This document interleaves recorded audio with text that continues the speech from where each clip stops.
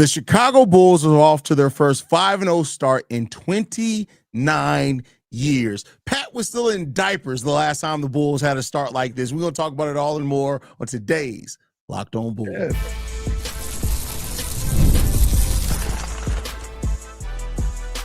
You are Locked On Bulls, your daily Chicago Bulls podcast. Part of the Locked On Podcast Network, your team every day.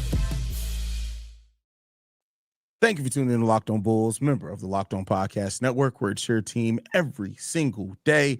That's Pat, the designer, host, and creator of the Windy City Breeze and host of the Chicago Bears podcast over at ESPN 1000. I'm Haize, host and creator of Chicago Bulls Central, Chicago Bears Central YouTube pages and podcasts. Today's episode is brought to you by FanDuel. Right now, new customers can bet just $5, and if your bet wins, you'll get $300 in bonus bets to use across the app. Head to FanDuel.com to get started.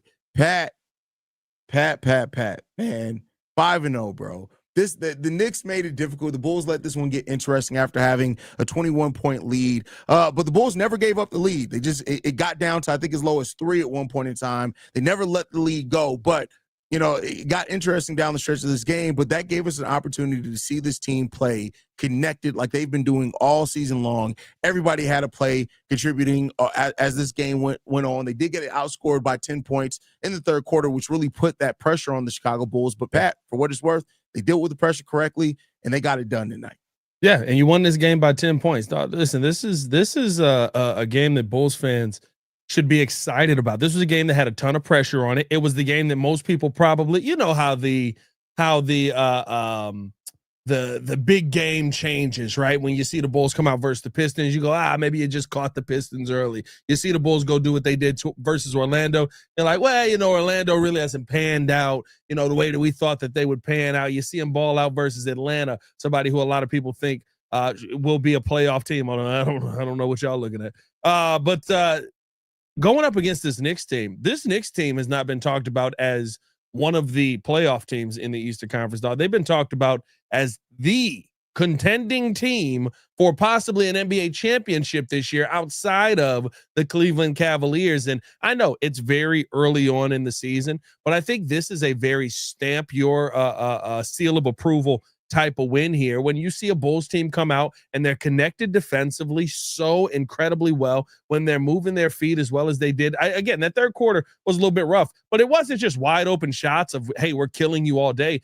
This was a game where both teams really made shots tough, and you had to find a way to come out on top of that. To me, I love what we're seeing from this Bulls team. And Haize, the biggest difference in this team then, because a lot of people are starting to make the comparison.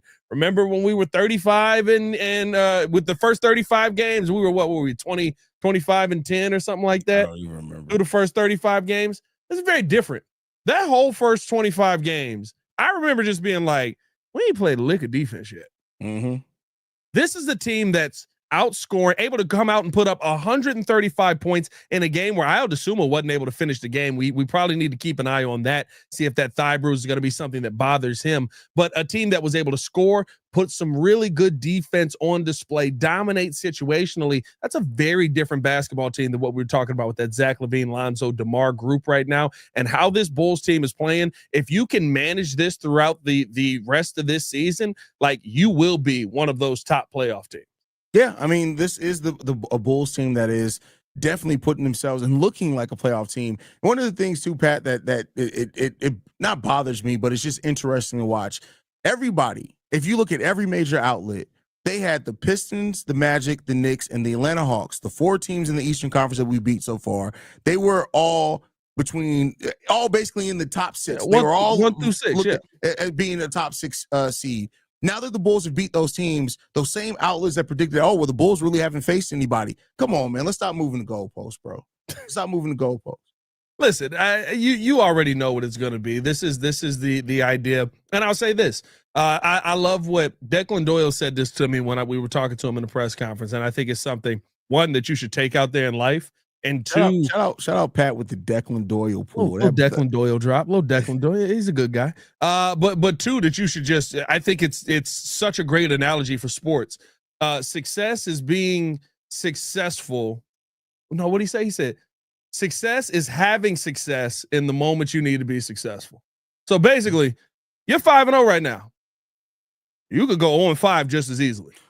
Absolutely. You have to continue to put this on display. You have to continue to build on the success that you've had this season. And the one thing that I do love about this, Haize, is that it feels like it's something that can be done. I don't need Josh Giddey to score 32 points every single night. I've watched Josh Giddey help this Bulls team win a game, scoring 14 points when Modest Buzelis stepped up and put up 27 points in that game. I don't need Nikola Vučević to have 26 points every single night because I've seen Ayo Dosunmu come out and have a 25-point game this season. The scoring is unselfish right now from this Bulls team, and it truly is based on who has the hot hand that night, who has it going, and who's going to be able to slow somebody down on the defensive end. And I know first time the Bulls have been 5-0 since the 72-10 team. I'm not going to say that this is going to finish anywhere near that team, right? I still don't believe the Bulls are going to go win an NBA championship this year. I'm still right. Like, let's take this week by week. But when you got Kevin Huerter playing lockdown defense, and I'm not talking about like he's just giving good effort. Kevin Huerter shuffling his feet, getting the arms out, turning the defender, forcing him back out. Deuce McBride was in hell. Deuce McBride got a nice little handle. Usually you'd be able to get past Kevin Huerter. That's high-end level that we haven't seen from a total Bulls team in a previous era of this. We saw it in the second half of last season. I think we're continuing to see it now. And for people that want to say it's a small sample size, this is exactly the Bulls team that you saw last season. Yeah. With better defense. I mean, they improved defensively on the second half of last season, but now they've refined that defense and taken it even a step further because, again, these pieces have now, keep in mind, what they did last year in that run, that last 20 games, that was with them all off chemistry alone. Now they've had a training camp. They've had to build off of how they finished last season. And we lost Trey Jones. We lost Ayo towards the end of that. They was looking like this off the vibes last year. Yeah. Yeah. So, hey, say what you will about this team. I know the naysayers are going to say what they want to say. The doubters are going to pull whatever they can to use it to verify why they should have more doubt about this team. But I tell you what, watching this team, Pat, just it has the feel of a team that we'll see where the win-loss record ends up shaking out at the end of the season. Yeah. But this feels like a team that's going to compete in every game that it's in and fight for those wins. And that's the part that feels really refreshing about this team. And it feels like a team we're going to have to say by the end of the year, AK was right. AK was right. Kind of gross.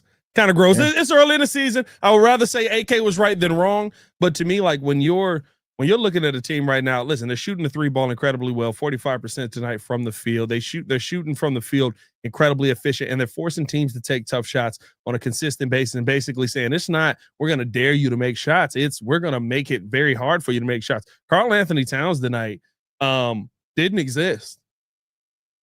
Like they literally for large portions of the game, I forgot he was on the floor until you just saw some big dude guarding Vooch just like, no, that's a foul. You know, I got to spin with it. Like honestly, like I thought the Bulls did a great job really forcing. And listen, some guys are going to get off in that moment and some guys aren't. Like OG Anunoby had a great night. I thought you made just about every single shot hard for Jalen Brunson, but you kept allowing him, and this is the genius of the playbook. It felt like the entire game was let him get the ball. Because if he gets the ball, he's going to shoot the ball. 25 shots tonight. He ended up with 29 points on 25 shots. That's a great day defensively. Yeah. And those are the kind of games that you find a way to continue to win time and time again. Yeah, and that's what this team has done. Like they've won in a variety of ways. They've won with a multitude of different players leading the team in scoring. Like that's why I say everything they're doing it as a team. And it seems like they trust. And Pat, I know me and you've been doing a good job of pointing it out, but we got to do it again. This Billy Donovan's coaching a hell of a season so far, bro. You want to know the two things I didn't think I would say? Billy Donovan having a dominant coaching. The defense that he is coaching right now, I don't know if we can credit him with that or what's the assistant's name that took over the defense this year? Wes Unseld Jr. Wes Unseld with that. But, you know, either way, like I love what I'm seeing there. Haize, no P. Will slander for me. I mean, I can't believe I'm using these words with him. But as much as Billy Donovan is balling on one end and utilizing that piece, in his role, Patrick Williams has been elite this year. Yeah. in his role. That's in his role. In his role, very important in that. Everybody breathe.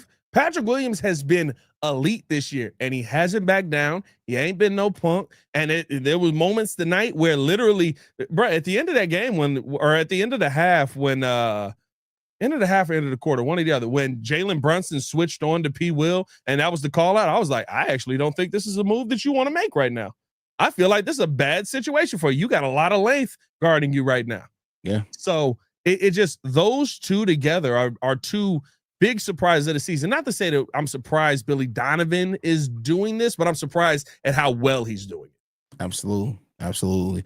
Well, we are going to continue talking about this team. We got to talk about Josh Giddey and the performance that he has, because Josh Giddey's proven that contract to look like a steal. We'll talk a little bit about that, but first we got to get into a message from Robinhood. Your ambition just met its match.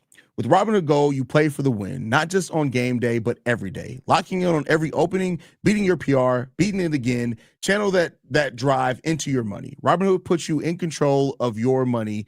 Trade stocks and ETFs, options, futures, and crypto all on one platform. You now build and execute your own trades from a desktop with Robinhood Legends advanced tools, or take advantage of the new Robinhood strategies with a tailored portfolio managed by a team of experts. You expect more from yourself, expect more from your money as well. Get started today at Robinhood.com/yourmoney. Again, that's Robinhood.com/yourmoney. Your money, your move. Also got to talk to you guys about DoorDash.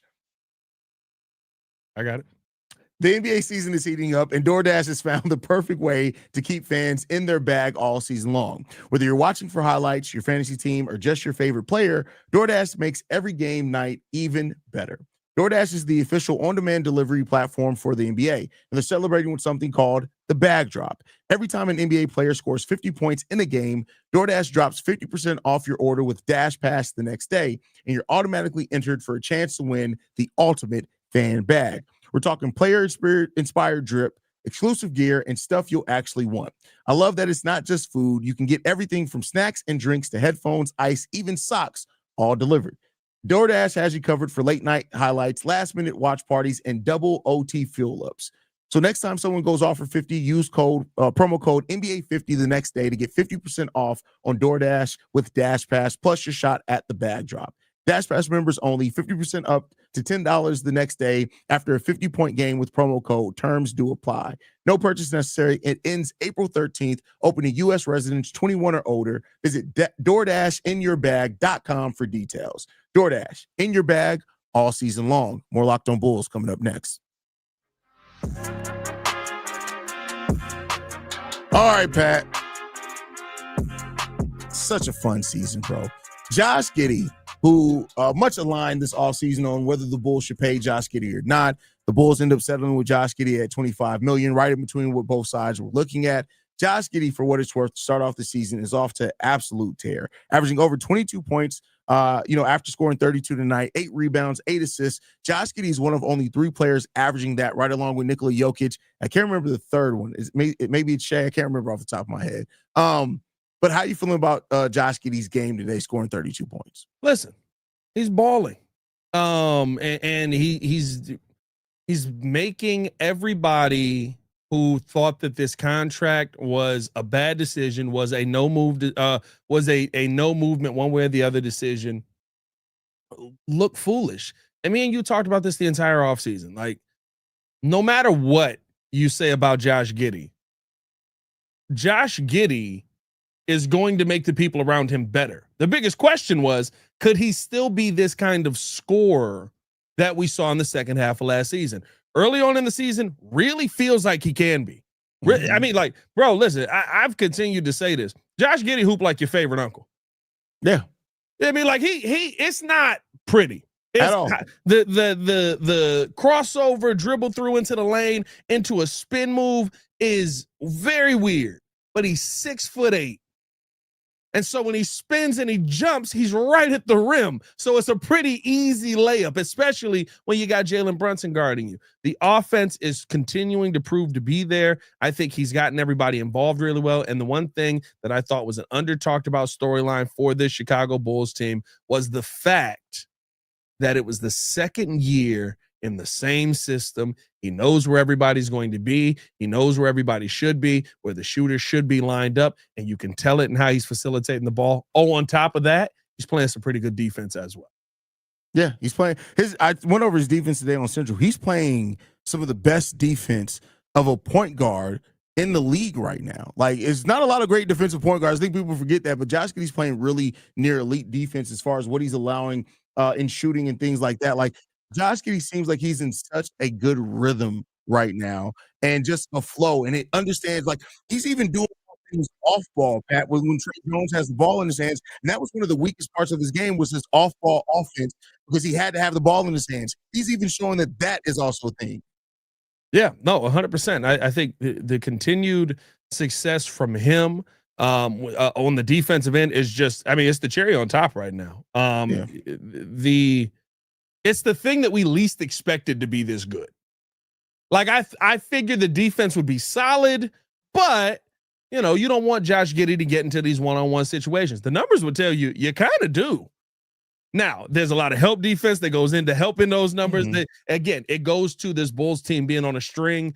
I haven't looked at it updated yet, but I think the Bulls are playing in a zone at, I think, a top 5 rate in the NBA right now. So a lot of help for this team here.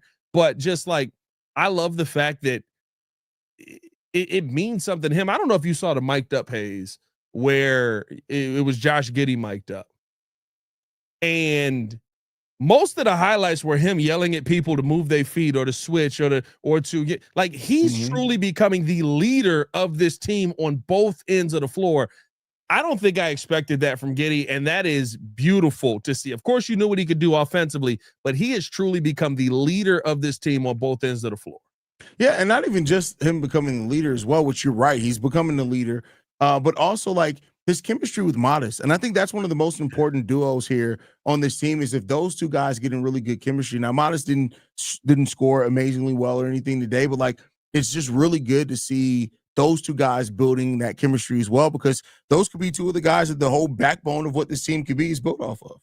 Yeah, no, and I think it's going to be the biggest thing for you, especially seeing how those guys run. I love what I'm seeing out of Modest early on in the season. Today wasn't even a great day, but again, like, what I love about what we're seeing from this Bulls team early on, even in bad days, even in days where somebody's not shooting the ball at an elite level, you're still getting involved. You're still cutting. Hey, I thought it was great because we've seen Modest do this and we've seen Josh do this. The play, and we don't have Vuč really on here, right? But the play where, you know, looking at this Bulls team overall, Vuč driving down the middle of the paint. We haven't seen that a ton out of him over the past couple of years. Blowing past Cat, defense collapses on him, and Josh Giddey's running out to the three-point line, and he immediately stops and goes, there's nobody under the bucket. Runs right back, catches the ball, easy two-hand lay. We've seen Isaac Okoro get one of those. We've seen Modest Buzelis get one of those. Those are the kind of plays, the easy buckets at the rim that make teams start to look around and just go, what the F are we doing right now? Like, yeah, it already Okay. seems like for this team too, like, teams are like, hey, but the Bulls, they usually go away when we punch them in the face. That's not this team anymore. It's just not. Like, no, they are like, I mean, there still are some things that are self-inflicted that they got to get better at. I love that they improved the turnovers today, single-digit turnovers for, I think, the first time this season, which is really good. Getting to the free throw line over 30 times today. Like, the combination of those things are really good, but, like, it just continues to be that, even with the Knicks adjusting today, which they did, they adjusted from taking three-pointers to them themselves started attacking the rim more, and they found success with it. But then, you know, after about, you know, the most of the third quarter, the Bulls started figuring that out, and then you can see the Knicks like, oh, well, hell, we don't know what the hell to do now. Yeah, bro. Like, you really, and again, we got to give credit to Billy Donovan on that as well. Like, you really had them rattled today. And I think that's the thing with what we've seen out of this Bulls team that is surprising. And listen, quiet as it's kept, we've gone through this entire segment. This is massive for the NBA Cup. You know what I mean? Like, because you won by double digits. Point differential matters in the NBA Cup. You won by double digits. The point differential is going to mean a lot.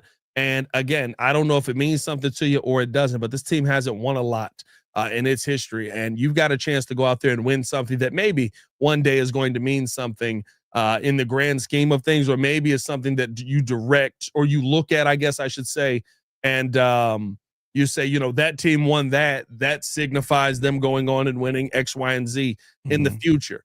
I really feel like, that's kind of what we could start to look at with this Bulls team, and hopefully they're able to go out here in this NBA Cup and ball out. That's a fact. But, hey, before we get into talking about this continuing on the team win, I mean, this defense looks elite. You had some more players that you could talk about today that I thought were surprising that got involved in it. We do got to tell you guys all about our sponsors over at FanDuel. The NBA is back, and there's no better place to get in on the action than FanDuel, the official sports betting partner of the NBA. Even if you missed the start of the game or want to ride the hot hand, FanDuel has live bets on everything from who will score next to fourth quarter comebacks that the Chicago Bulls are not allowing right now. Plus, you can even combine your live bets into same game parlays for a shot at a bigger payout. It keeps every game exciting, especially when your team is making a late push. Right now, FanDuel is giving new customers $300 in bonus bets when your first $5 bet wins. So head to FanDuel.com, sign up, and play your game with FanDuel, the official sports betting partner of the NBA. More Locked On Bulls coming up next. I don't know why that's coming in so low lately. Hey, a little quiet there. Yeah, we did a little bump on that. Like, what are we doing there? It's a little a little bump is crazy. Little bump.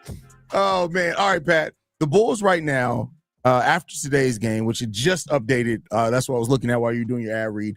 The Bulls now have the 5th best defensive rating in the NBA. They were number 1 throughout the first week of the season. Now they were outside of the first week going into the second. They're 5th. They're also 6th in offensive rating. That's a special spot to be in top 10 in both of those. But the defense for the Bulls is really something that stands out.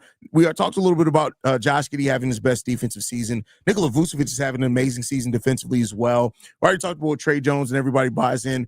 But it's not like it's just everybody individually. You made a great point earlier on where you said the Bulls going into the zone and how that brings help defense for everybody. Yeah. That's something you need to do when you don't have the individual one-on-one defenders. The question I want to throw to you on this one, Pat, does the defense feel sustainable for you this season? You know what? Honestly, it does. And I think it goes back to that conversation that we had on the help defense, right? It goes back to that conversation about, this Bulls team being able to step up in moments where, okay, Josh Giddey maybe over pursued this, but we've got Kevin Huerter right there ready to step up and pick up that man. And what really shows it to you is you play some teams that swing the ball really well. Mm-hmm. The New York Knicks, the Orlando Magic kind of have not done it as much, but the Atlanta Hawks swing the basketball really well. I thought early on, right, how you disrupted the Detroit Pistons, who seem like they don't have another shooter, but looking at, all of these teams that have really good ball movement, all of a sudden you look around and you see a Bulls team that every opportunity they are closing out hard. Sometimes it does go lead to some goofy fouls, right? You had one on P. Will with Jordan Clarkson tonight. I thought Kevin Huerter locked down. I thought that, you had Vooch switching out to the corner on some pretty big plays, and Vooch switching out to the corner with a Mitchell Robinson and Karl Anthony Towns lineup crashing the boards off of that switch up, but Isaac Okoro's in there poking the basketball out. Or you got Josh Giddey down there rotating down and tipping the basketball back out, giving you an opportunity to grab that rebound. Everyone is truly on a string. As we talk about, you have to be on the defensive end, and it's not elite defenders doing it, right? If it was hey, we need to rely on Kevin Huerter to play elite one-on-one defense like we saw on 2 plays tonight for the entire season, we're cooked. Yeah. But if I need Kevin Huerter to have a couple of really nice defensive plays inside of a game plan where more times than not, P. Will or Ayo Dosunmu or Trey Jones can slide over and help you out in that situation, that's a very different conversation to me. It is. It's a very different conversation. And that's why, you said, whether it's Wes Unseld, Billy Donovan, whoever it is, that this team, this coaching staff is really coaching this defense well, because it seems like they understand, hey, these are the individual limits of these players defensively, but this is how this matchup, specifically these combination of players together, can help overcome some of that. Or, hey, there's this zone that we can go to overcome some of that. And that level of intentionality, as well as you got some players that do, there's been, Kevin Huerter isn't the best one-on-one defender, but there's some possessions absolutely where you look at Kevin Huerter and you're like, hey, you can't tell me he didn't just clamp somebody up. Yeah. There was multiple times tonight. Yeah. Yeah. So, and I think here's the thing on top of that, Haize, is it doesn't feel like a defense that you can't reinsert Kobe White into, and it's going to throw things off. Yeah. You know what I mean? Like that's the most important thing for me with all of this is I see people already sitting there talking about, oh, you know, what happens when we reinsert Kobe White into this? Nothing. Yeah. Like it's going to be just like this. In fact, I would say it may get a little bit better because we know Kobe has a willingness to try and be incredibly active on the defensive end. And now you get to move Trey Jones back to the bench. Yeah. Yeah. And you know, Trey, for example, today, Trey passed up some open shots that Kobe would have took. And that's no knock on Trey Jones because Trey Jones isn't out there to be the Kobe White type shooter, but you can just see how it is. And people have this notion now that Kobe White's some black hole. He's not Zach LaVine. Like Kobe White has always been a player that's willingly to give up the basketball and play within the confines of it. He scores because it's needed for him, not because he comes into the game like, I need to get my 15 shots today. Like I hate that people have started talking about him like he's that type of player, and that's not Kobe at all. But listen, you saw this work with Kobe last year. Yeah. You saw how Kobe fit in with this. This is not, you know, oh my God, how are we going to reinsert a player that's never played in a system like this? Kobe was phenomenal in this last year. Now, were there games where I thought that you needed Kobe White to step up and be better in? Sure. Those games probably still will happen this season. Yeah. But right now, what you're seeing is a team that is running a very similar game plan with a higher paced offense than what you saw last season, but defensively a very similar game plan. Oh, and on top of that, you saw Kobe White work in this already, and you're winning games doing it versus teams that are supposedly the best of the best in the Eastern Conference. That's a fact. It's a great place to be in right now. And you know what? It may not last all season. It probably won't last very long, but Chicago Bulls are first place in the Eastern Conference right now. I'll take it. Yeah, listen, bro, I'm going to take everything in regards to that's positive about my team because the Bulls are balling right now, and you love to see a team that's coming out there fighting and competing and playing hard as a team. That's what the Bulls are doing, bro. We got to do it again Sunday against the New York Knicks, this time in Madison Square Garden. Josh Giddey usually puts up really big performance in MSG, so we'll see if he does that, follow up this 32-point performance. But anything left, Pat, before we get up out of here, brother? Nah, man, appreciate y'all for tuning in and showing love as always. Hit that like button, subscribe to the page, leave a 5-star review. Y'all know what to do, and for the fifth time in a row. For the fifth time this season, my God. That's right. Oh, yeah. Hey! C-Red! 5-0! It's time to go! Get it ballin'! And you know it's true. Big shout out to Vučević. I'm going to keep it normal because he going to do what he do. I don't think Haize could have took a fifth. I don't think Haize could have took a fifth wild one in a row. I ain't gonna No, bro. Not tonight. Not tonight. I appreciate we have some wild ones. You. I'm just here. I'm just a You bystander. part of it. You are hereby accomplished. You're part of it. We.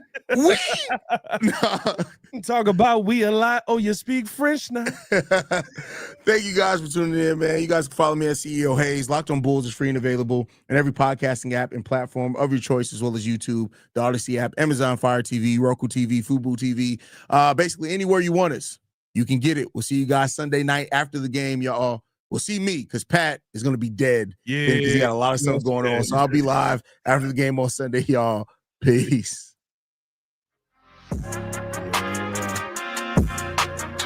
Two Bears shows. I ain't gonna be there.